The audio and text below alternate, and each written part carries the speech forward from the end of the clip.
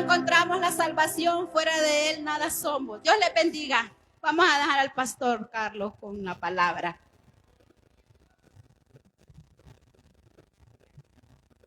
Gloria a Dios. Dios les bendiga, hermanos y hermanas. Vamos a abrir la palabra de Dios.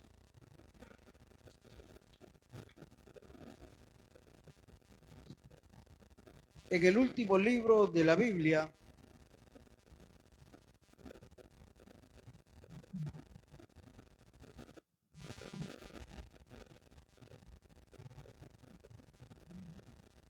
y en el último capítulo,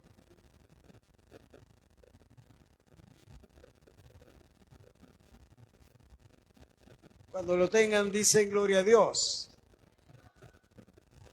Y antes de leer la palabra, oramos al Señor. Padre, le damos gracias por el privilegio que nos concede de poder estar reunidos en su nombre y de poder, Señor, exaltarlo, bendecirlo. Y hoy le suplicamos, Señor, que usted sea propicio a cada una de nuestras vidas.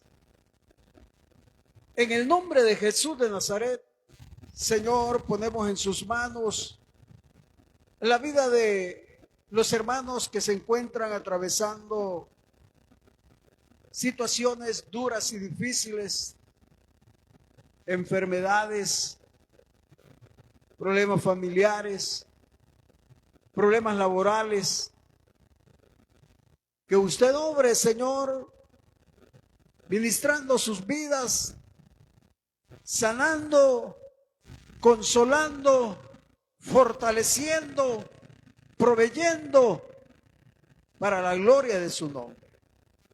En el nombre de Jesús de Nazaret, intercedemos por la salud de nuestro hermano Roberto Aguirre, suplicándole, Señor, que su mano de sanidad esté sobre su cuerpo, restaurando esos riñones, Señor, que lo levante de ese lecho de enfermedad, que suavice su lecho, Señor, y que como un testimonio, Señor, de su misericordia,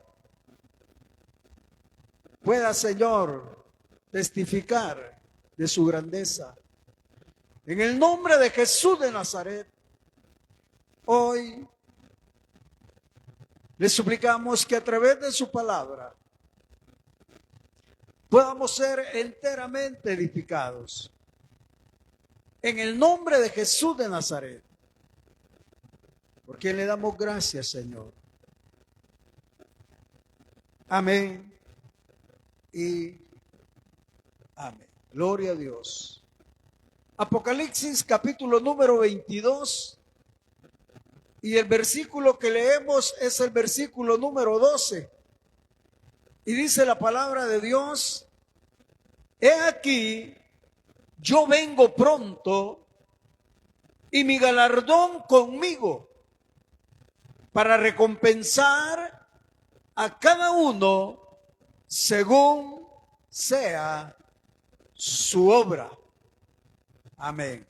Lo leemos una vez más, dice la palabra: he aquí yo vengo pronto y mi galardón conmigo para recompensar a cada uno según sea su obra.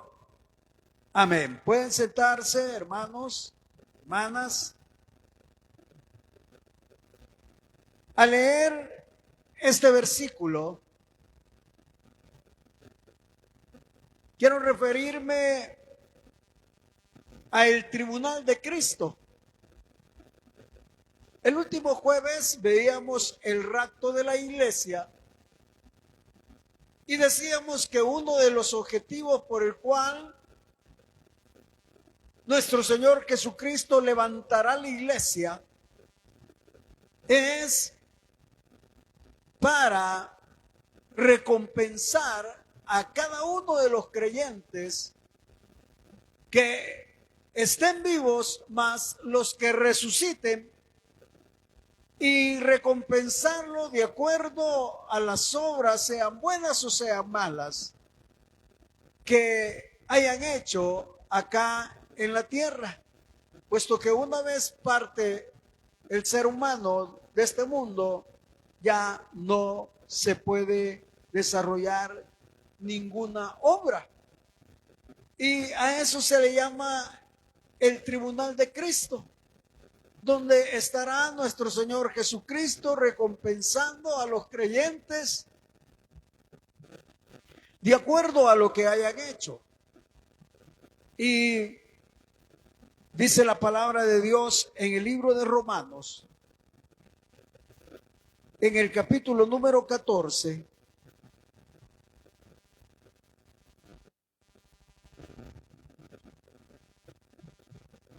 dice la escritura, versículo número 10, dice, pero tú, ¿por qué juzgas a tu hermano?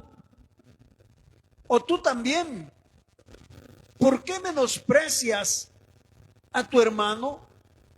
Porque todos compareceremos ante el tribunal de Cristo, porque escrito está, vivo yo, dice el Señor, que ante mí se doblará toda rodilla y toda lengua confesará a Dios, de manera que cada uno de nosotros dará a Dios cuenta de sí.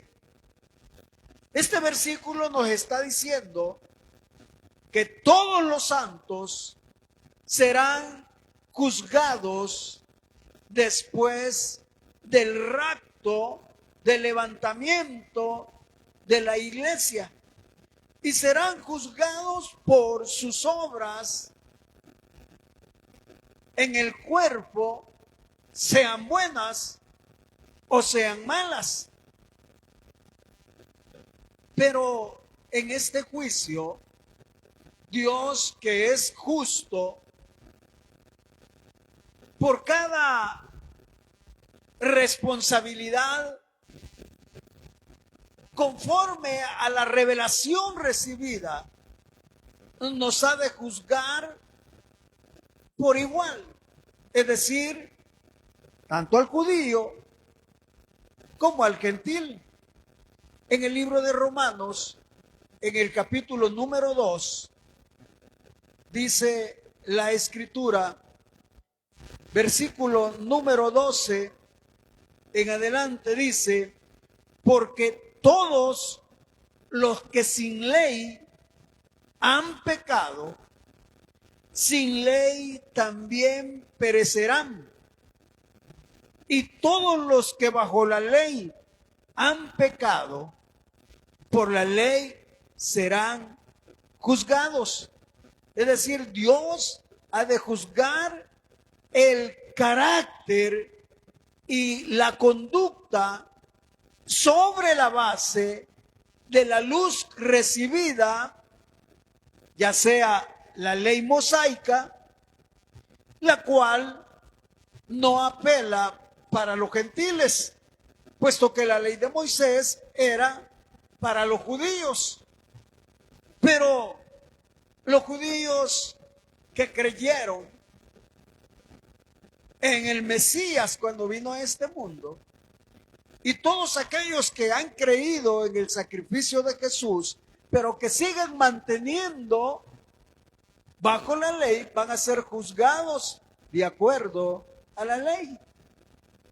Y dice el verso 13, porque no son los oidores de la ley los justos ante Dios, sino los hacedores de la ley serán justificados. Quiere decir que lo va a juzgar por ser hacedores y no oidores, porque los hacedores de la ley y del evangelio serán justificados y no los oidores. O sea, Dios lo que va a juzgar es el carácter. Dios lo que va a juzgar es la conducta. Y el carácter es la sumatoria de los valores del reino de Dios que pusimos por obra. Porque el carácter muchas veces puede tener los valores del reino de Dios, pero solamente como un concepto, como algo cognitivo y no como algo que lo pone por obra. Por eso este versículo número 13 nos dice, porque no son los oidores de la ley los justos ante Dios, sino los hacedores de la ley serán justificados. Verso 14, porque cuando los gentiles que no tienen ley hacen por naturaleza lo que es de la ley, estos, aunque no tengan ley, son ley para sí mismos. Es decir, los gentiles que son ley para sí mismos no serán responsables de ninguna otra ley, ni serán juzgados por cualquier otra ley. Y dice el verso 15, mostrando la obra de la ley escrita en sus corazones, dando testimonio su conciencia y acusándolos o defendiéndoles sus razonamientos en el día en que Dios juzgará por Jesucristo los secretos de los hombres conforme a mi evangelio. Es decir, Dios ha de juzgar a todos los hombres por medio de Cristo. Él será imparcial y juzgará basándose en las obras y no en el conocimiento. Es decir, Dios no nos va a juzgar porque nosotros seamos muy conocedores, sino si somos hacedores. En ese sentido, dice la palabra que el conocimiento envanece, pero el amor edifica. Entonces, lo que pesa delante de Dios no es cuánto nosotros sabemos acerca de la palabra, sino si en verdad nosotros ponemos en práctica su palabra. Y en Primera de Corintios, en el capítulo número 3, nos habla acerca de el tribunal de Cristo. Dice el verso 11, lo mencionamos el jueves pasado, porque nadie puede poner otro fundamento que el que está puesto, el cual es Jesucristo. Y si sobre este fundamento alguno edificare oro, plata, piedras preciosas, madera, heno, hojarasca, la obra de cada uno se hará manifiesta, porque el día la declarará, pues por el fuego será revelada, y la obra de cada uno, cual sea, el fuego la probará. Si permaneciere la obra de alguno que sobreedificó, recibirá recompensa. Si la obra de alguno se quemare, él sufrirá pérdida, si bien él mismo será salvo, aunque así como por fuego. Lo que está diciendo es que el tribunal de Cristo no implica la salvación del alma, sino las obras conforme al carácter y a la conducta del creyente. Y es aquí donde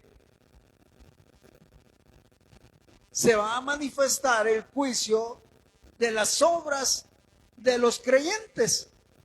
Por ejemplo, ¿quiénes van a ser juzgados? Los creyentes. Dice el libro de Gálatas en el capítulo número 6. Gálatas capítulo número 6, versículo número 8.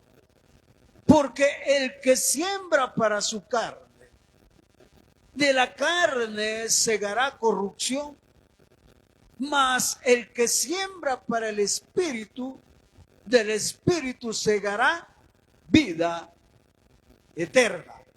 Entonces, en ese día, cuando estemos delante de nuestro Señor Jesucristo, no va a haber ninguna objeción, ninguna excusa, porque nosotros vamos a cegar lo que sembramos. Si sembramos para la carne, entonces nuestras obras puestas sobre el fundamento que es Cristo Jesús será heno, hojarasca, madera, y el fuego lo probará y lo devorará. Pero si nosotros sembramos para el Espíritu, entonces vamos a cegar vida eterna. Por eso el creyente va a ser juzgado de acuerdo a su conducta. El libro de Efesios, en el capítulo número 6, dice la palabra, versículo número 8, sabiendo que el bien que cada uno hiciere, ese recibirá del Señor, sea siervo o sea libre. Es decir, si nosotros hacemos el bien, entonces en aquel día vamos a ser recompensados. Dice el libro de Colosenses, capítulo número 3, versículo 24, dice, sabiendo que del Señor recibiréis la recompensa de la herencia, porque a Cristo el Señor servís. Quiere decir que si el fundamento es Cristo y nosotros le servimos a Él, de Él vamos a recibir la recompensa. Por eso, el sujeto del juicio en el tribunal es el creyente. Amén. Va a juzgar a los creyentes. Ahora, ¿en qué tiempo van a ser juzgados? El tiempo es entre el levantamiento de la iglesia y la segunda venida. El Evangelio según San Lucas, capítulo número 14, dice la palabra, versículo número 14, y serás bienaventurado porque ellos no te pueden recompensar, pero te será recompensado en la resurrección de los justos. Y decíamos anteriormente que cuando sea el levantamiento de la iglesia, sonará la trompeta y los muertos en Cristo resucitarán primero. Entonces decíamos que esa era la primera resurrección. Bienaventurados los que tengan participación en la primera resurrección. Entonces, acá está hablando el Evangelio de Lucas 14:14, que serán bienaventurados porque serán recompensados cuando resuciten los que duermen en el Señor. ¿Y cuándo van a resucitar? Cuando sea levantada la iglesia. Entonces, ¿en qué tiempo sucederá el tribunal de Cristo? Después que la iglesia sea levantada, el próximo evento es el tribunal de Cristo. Pero también, ¿dónde será el tribunal de Cristo? ¿En qué lugar será el tribunal de Cristo? En 2 de Corintios, capítulo número 5, dice la palabra, 2 de Corintios, capítulo número 5, versículo número 10, dice, porque es necesario que todos nosotros comparezcamos ante el tribunal de Cristo para que cada uno reciba según lo que haya hecho mientras estaba en el cuerpo, sea bueno o sea malo, mientras estaba en el cuerpo.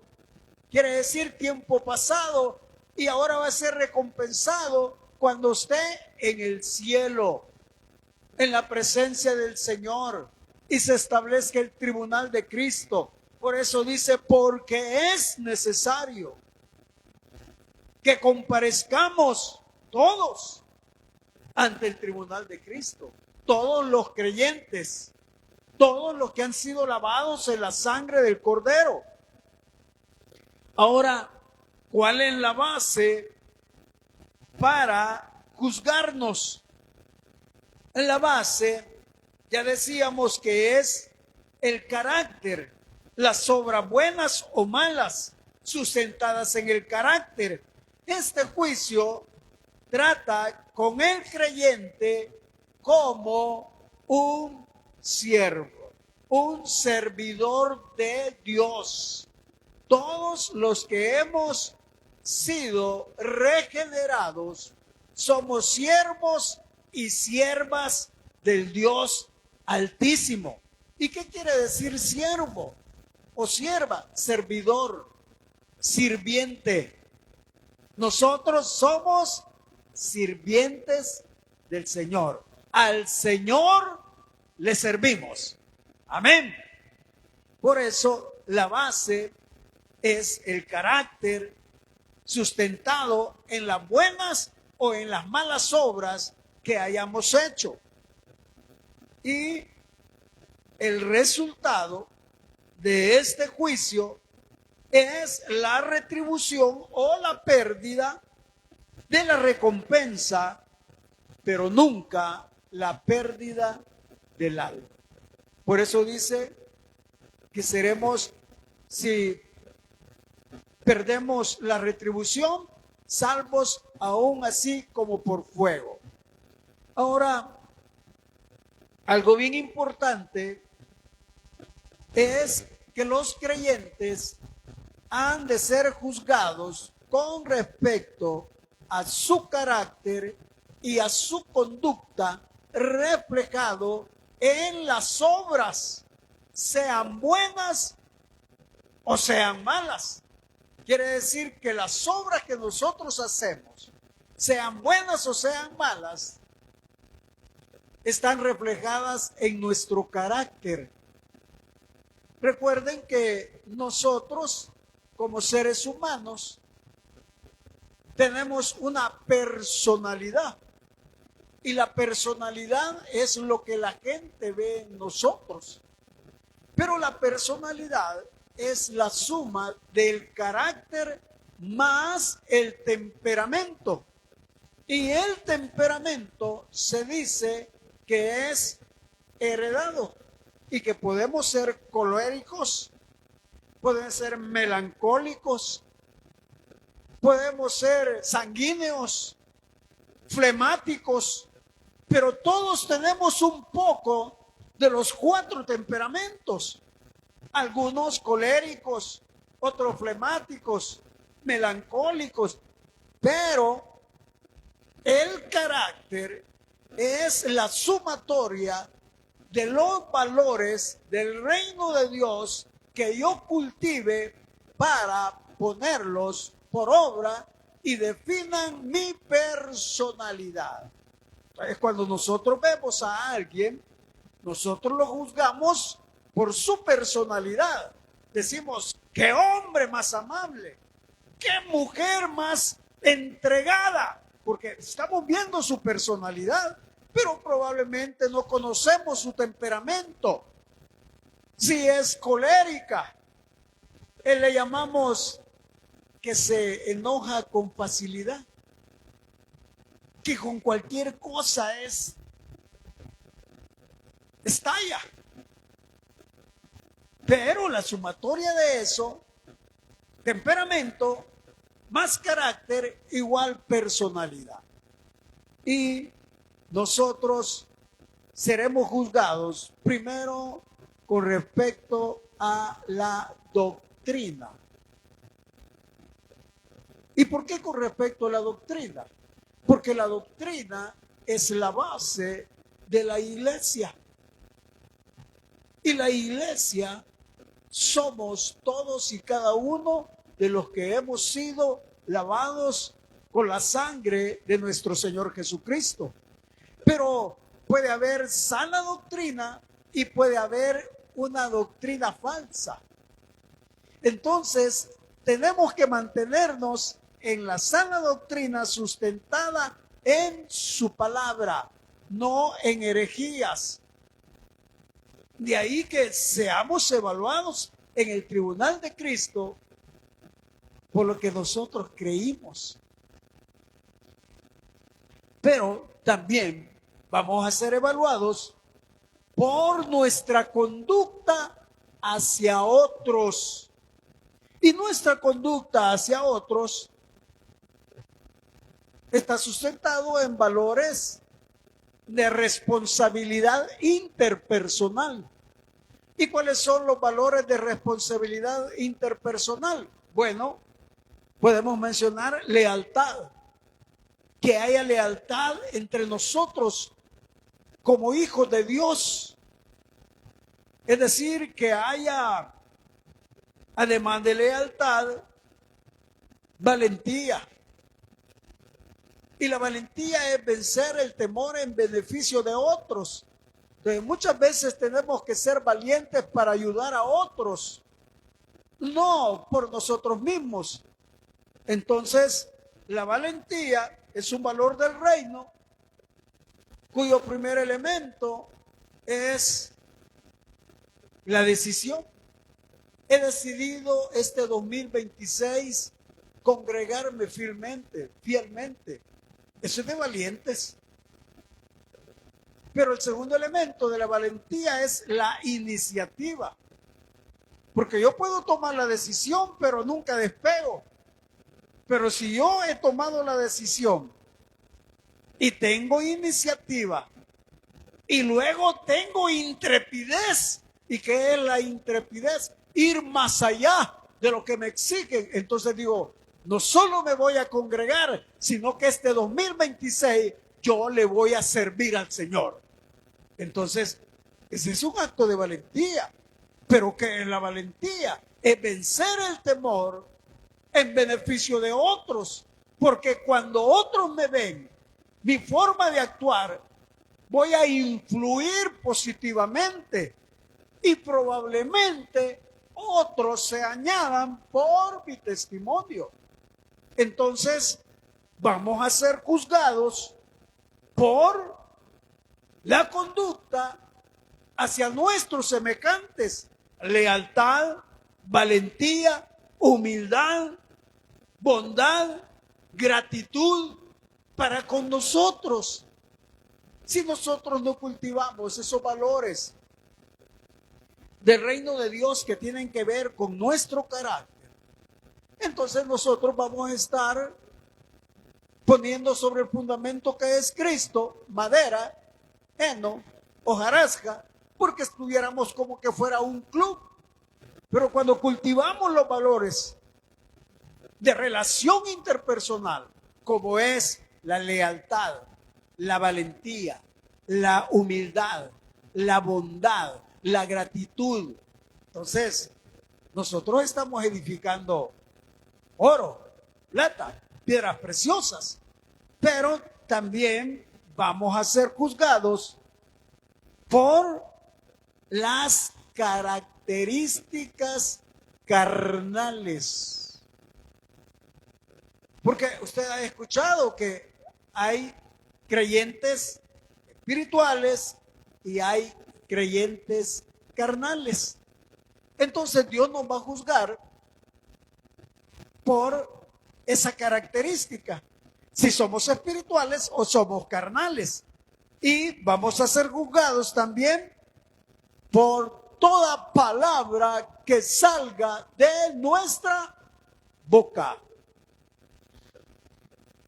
como creyentes muchas veces decimos, mire hermano, es que fíjese que la verdad es que, le quiero ser sincero, yo tuve un exabrupto y yo le dije malas palabras. Entonces nosotros lo tomamos como algo que se salió del límite. Pero eso que se salió del límite, Dios lo va a juzgar. Porque algunos también se salió como un exabrupto, ocasional, circunstancial. Pero hay quienes tienen un vocabulario que siendo creyentes parecen que no lo fueran. Entonces, en ese momento, cuando estemos delante del Señor, Él nos va a juzgar por toda palabra que salió de nuestra boca. Pero también nos va a juzgar por las cosas que afectan a otros. ¿Y qué es lo que puede afectar a otros? Las calumnias, las riñas,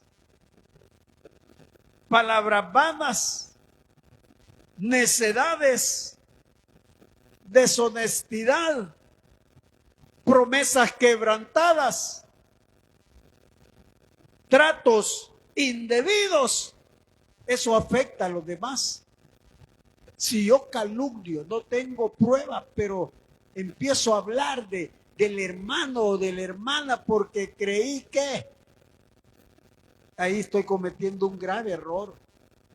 No podemos hablar de nadie, porque no nos compete a nosotros juzgar a nadie. A nadie. Quien juzga es nuestro Señor Jesucristo. Entonces, cuando yo levanto una calumnia o tengo una disputa, una riña, una confrontación, eso no abona para bien que yo me discuta con otro hermano. No, yo tengo que guardar silencio. Pero me grita, está bien que me grite, pues ni modo, no hay problema. ¿Pero por qué? Porque las riñas, eso afecta a otro. Las palabras vanas, las necedades, deshonestidad, promesas quebrantadas, tratos indebidos. Por eso dice que tú sí sea sí y que tú no sea no. Hombres y mujeres de carácter. Pero si le digo sí y no cumplo, es una promesa no cumplida. Pero también, hermanos, hay cosas que nos afectan a nosotros mismos. Y también vamos a ser juzgados por las cosas que nos afectan a nosotros mismos. ¿Cuáles son esas cosas? Bueno, oportunidades descuidadas. Nosotros como creyentes, nuestro blanco perfecto es Cristo. Él es el centro de nuestra vida. Y Él es un Dios de oportunidades.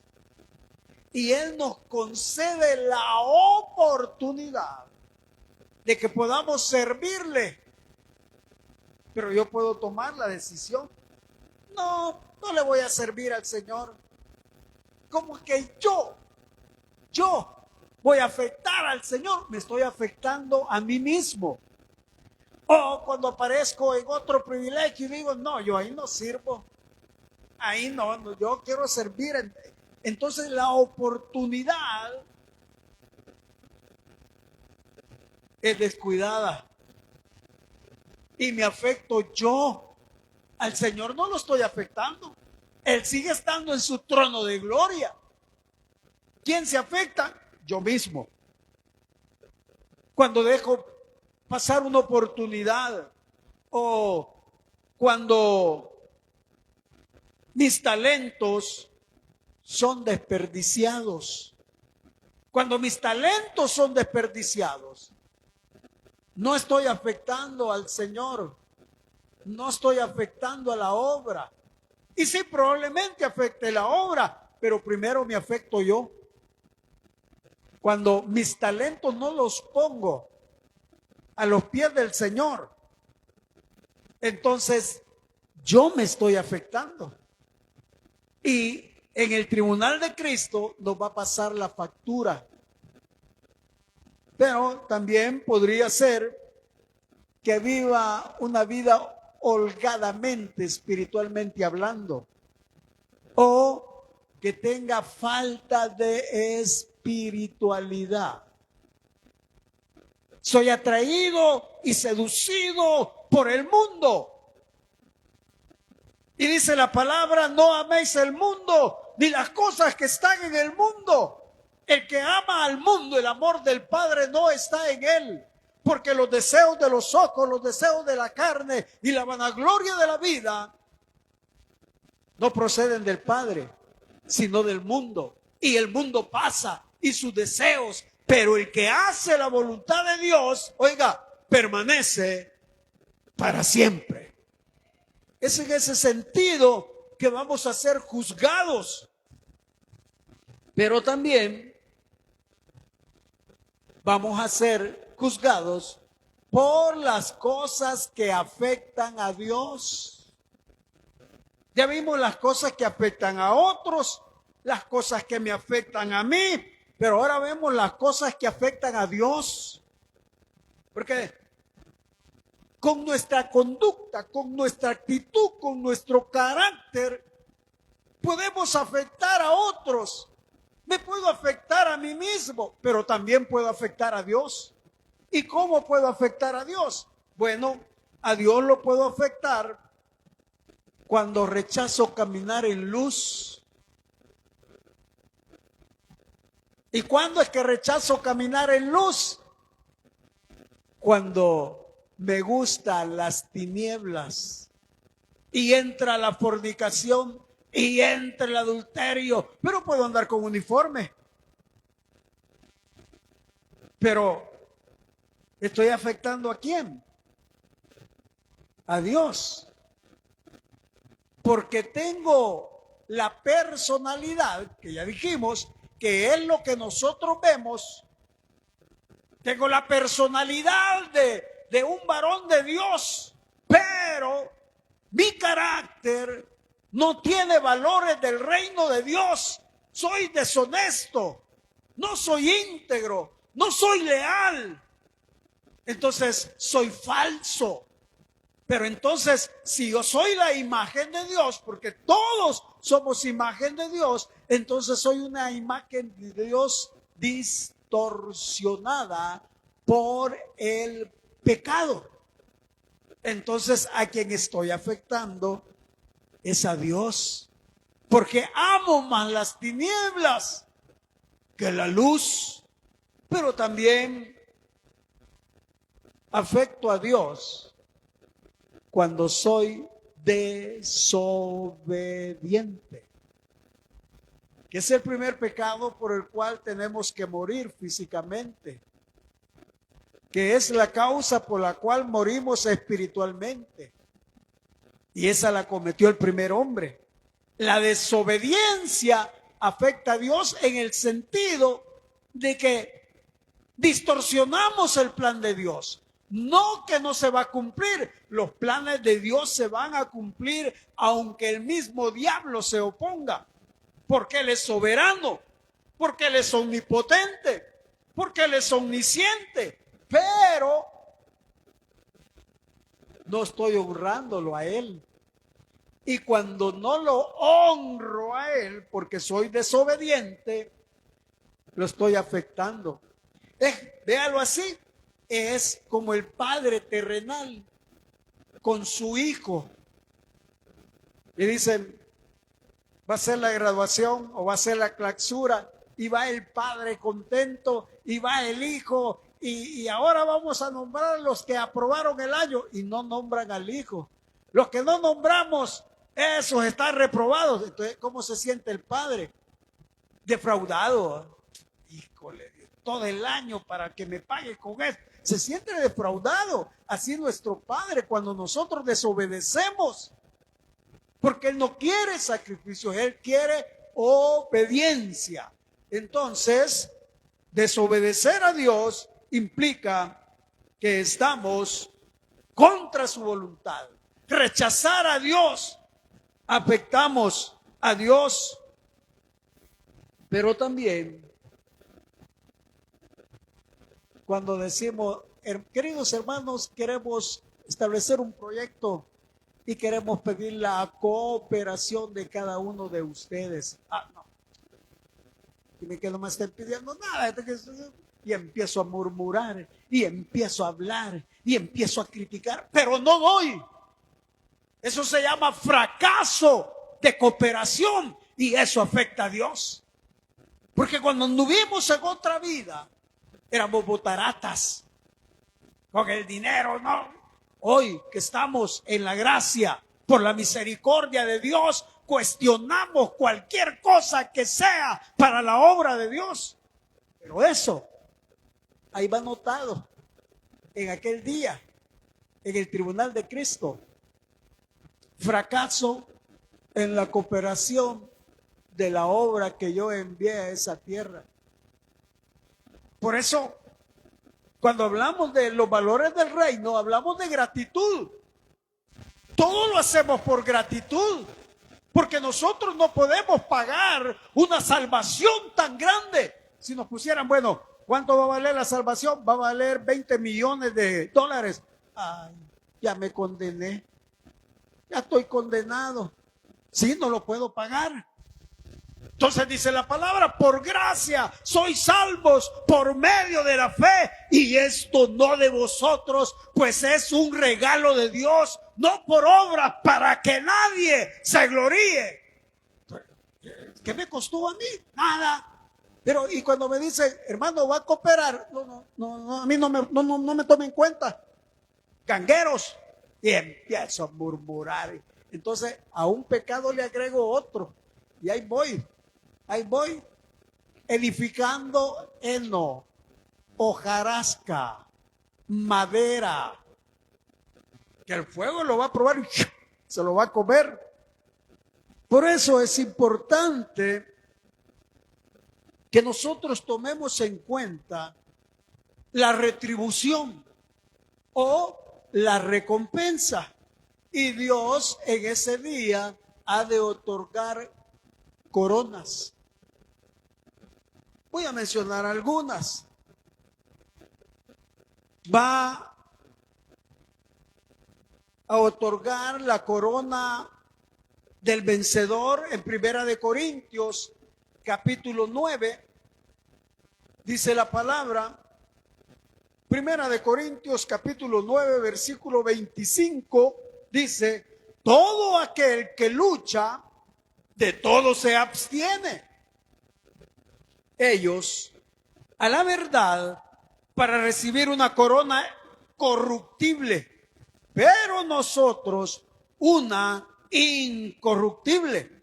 Así que yo de esta manera corro, no como la aventura, de esta manera peleo, no como quien golpea el aire, sino que golpeo mi cuerpo y lo pongo en servidumbre, no sea que habiendo sido heraldo para otros, yo mismo venga a ser eliminado. Oiga lo que está diciendo Pablo. Pablo está hablando de que él pelea contra su propio cuerpo, como que fuera una pelea mortal, a muerte.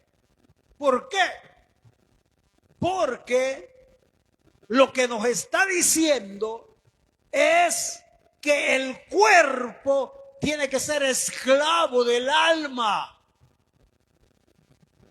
¿Y qué es el alma? Es el pensamiento, sentimientos, emociones, intelecto y voluntad.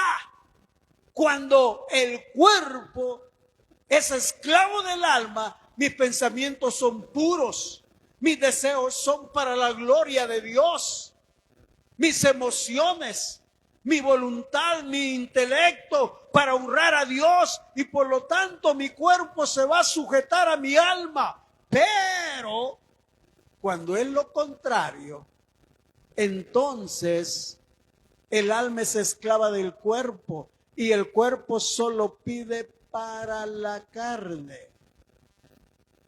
Entonces Pablo está hablando que los que corren, que los que pelean, lo hacen por una corona incorruptible, porque les daban una corona de pino, le daban una corona de ciprés y se marchitaba inmediatamente. Pero nosotros, dice, por una corona incorruptible. ¿Para quién? Para el que tenga dominio propio, ¿sí? Para aquel que tenga templanza, para aquel que persevere espiritualmente. Y dice el libro de Romanos, hablando de esto, en el capítulo número 8, dice la palabra, Romanos capítulo número 8, versículo número 12. Así que, hermanos, deudores somos, no a la carne, para que vivamos conforme a la carne.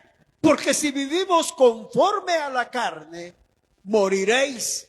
Mas si por el Espíritu hacéis morir las obras de la carne, viviréis. ¿Qué está diciendo? Que el cuerpo tiene que ser esclavo de mi alma. Si es lo contrario, yo soy un creyente, pero me van a denominar, me van a estigmatizar, me van a viñetar como un cristiano carnal. No espiritual. ¿Por qué? Porque el alma es esclavo del cuerpo. Y es el cuerpo el que tiene que ser esclavo del alma. A eso se refiere Pablo cuando habla de la corona del vencedor. Pero también está la corona de gozo. Primera de Tesalonicenses, dice la palabra de Dios, capítulo número 2, versículo 19, dice la palabra, porque ¿cuál es nuestra esperanza o gozo o corona de que me gloríe? ¿No lo sois vosotros delante de nuestro Señor Jesucristo en su venida? Vosotros sois nuestra gloria y gozo. Está hablando de la corona de gozo. Y la corona de gozo es para quienes ganan almas y forman discípulos. Yo le digo, mi hermano, nuestra primera o nuestra primordial función como líderes es la reproducción del liderazgo. Tiene que empoderar, tiene que acompañar, tiene que asistir, tiene que formar, porque eso tiene un gran valor delante del Señor. Veamos la corona de justicia. En 2 de Timoteo, dice la palabra de Dios, 2 de Timoteo capítulo número 4, versículo número 8, dice, por lo demás me está guardada la corona de justicia, la cual me dará el Señor juez justo en aquel día, y no solo a mí, sino también a todos los que aman su venida. Es decir, Pablo, hablando de los que permanecen fieles y aman y esperan la venida de nuestro Señor Jesucristo. Entonces, ¿cómo sabemos que amamos la venida de nuestro Señor Jesucristo? Que andamos con temor y temblor porque no sabemos la hora ni el día. Debemos de estar vigilantes, debemos de tener un buen testimonio, debemos de honrar a Dios, debemos de tener una buena relación interpersonal con todos los miembros. Y luego la corona de vida. Santiago capítulo número 1 nos dice la palabra de Dios en el versículo número 12, dice, bienaventurado el varón que soporta la tentación, porque cuando haya resistido la prueba, recibirá la corona de vida que Dios ha prometido a los que le aman. La corona de vida es los que perseveran en la prueba y en el sufrimiento, dándole la gloria a Dios. Y por último, la corona de gloria. Primera de Pedro, capítulo número 5, versículo número 2 dice: apacentad la grey de Dios que está entre vosotros, cuidando de ella no por fuerza, sino voluntariamente, no por ganancia deshonesta, sino con ánimo pronto, no como teniendo señorío sobre los que están a vuestro cuidado, sino siendo ejemplo de la grey. Y cuando aparezca el príncipe de los pastores, vosotros recibiréis la corona incorruptible de gloria. ¿Para quién es la corona de gloria? Para los pastores y los líderes que sirven con humildad y fidelidad en la iglesia.